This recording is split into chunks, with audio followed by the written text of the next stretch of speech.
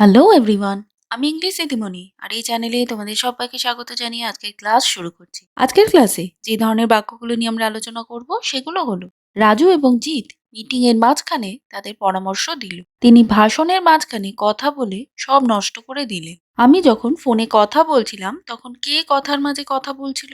বাচ্চাদের কথার মাঝে কথা বলা উচিত নয় যতক্ষণ না তাদের বলতে বলা হচ্ছে।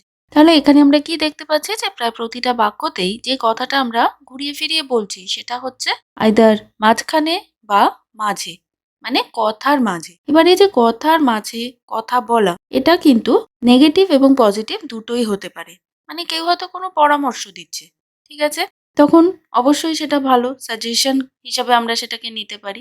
কিন্তু কি হয়, অনেকে কিন্তু আবার কথার মাঝখানে রিমার্ক পাস করে, তো সেটা কিন্তু একেবারেই ঠিক নয়। তাহলে আজকে আমরা যখন এই মাঝখানে বা মাঝে এই কথাগুলোকে দিয়ে বাক্য গঠন করতে শিখবো, তখন কিন্তু আমরা আজকে একটা ফ্রেজাল ভার্বের ব্যবহার করতে শিখবো। আর সেই ফ্রেজাল ভার্বটা হচ্ছে chip in.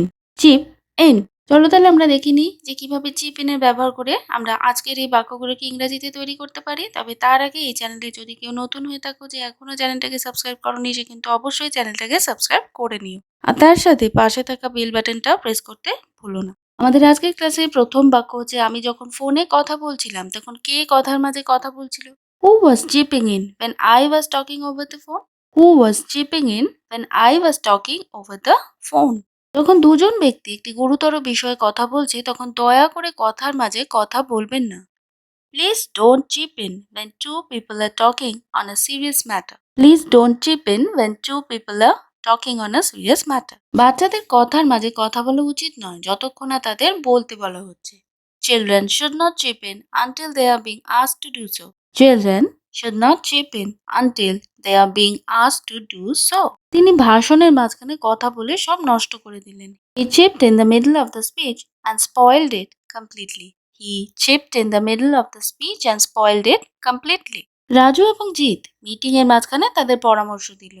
Raju and Jeet chipped in with suggestions in between the meeting. Raju and Jeet chipped in with suggestions in between the meeting. রোগী সাড়া দিচ্ছেন, নার্স মাঝখানে এসে বলে গেল। The patient is responding, chipped in the nurse. The patient is responding, chipped in the nurse.